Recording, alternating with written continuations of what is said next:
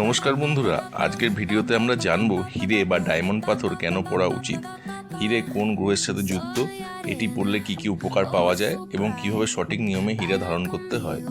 হিরে কোনো গ্রহের প্রতিনিধিত্ব করে।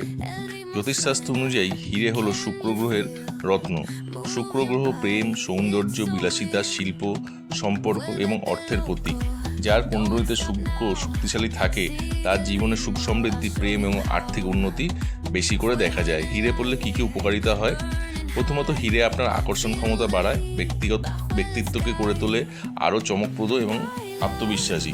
দ্বিতীয়ত, এটি দাম্পত্য জীবনে ও প্রেম জীবনকে সম্পর্ক মজবুত করে।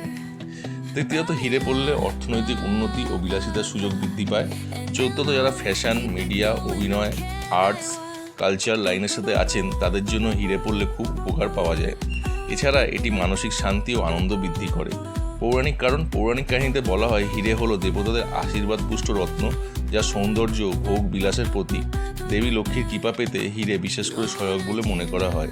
অ্যাস্ট্রোলজিক্যাল কারণ, যাদের কুণ্ডলিতে শুক্র দুর্বল তারা জীবনে প্রেম, অর্থ বা সুখ বাধা পায়। হিরে ধারণ করলে শুক্র গ্রহে শক্তিশালী হয়ে ওঠে এবং সমস্যাগুলি ধীরে ধীরে কমতে থাকে। সামাজিক কারণ, সমাজে হিরে একটি স্ট্যাটাস সিম্বল হিসাবে পরিচিত। এটি পড়লে সামাজিক মর্যাদা ও আত্মবিশ্বাস বৃদ্ধি পায় এবং ব্যক্তিত্ব আরও প্রভাবশালী হয়ে ওঠে। হিরে কখনো কিভাবে পড়া উচিত? হিরে পড়ার সেরা দিন হলো শুক্রবার। সকালবেলায়, বিশেষ করে সূর্যোদয়ের পর। পড়ার আগে গঙ্গাজল ও কাঁচা দুধ দিয়ে শুদ্ধ করে নিন এবং ওং শুক্রায় নমঃ মন্ত্রটি 108 বার জপ করে ধারণ করুন। কোন আঙুলে হিরে পড়া উচিত? হিরে সাধারণত ডান হাতের অনামিকাতে পড়া উচিত। কোন ধাতু দিয়ে হিরে পড়া উচিত? হিরে সবসময় সোনা, প্ল্যাটিনাম বা সাদা সোনা, হোয়াইট গোল্ডে পড়া উত্তম। সবাই হিরে পড়তে পারে না। যদি আপনার কুণ্ডলিতে শুক্র অশুভ অবস্থায় থাকে তাহলে হিরে পড়লে ভালো ফল দেবে, আর যদি শুক্র শুভ অবস্থায় থাকে তবে হিরে না পড়লেও চলবে। তাই অবশ্যই একজন অভিজ্ঞ জ্যোতিষীর পরামর্শ নিয়ে হিরে ধারণ করা উচিত।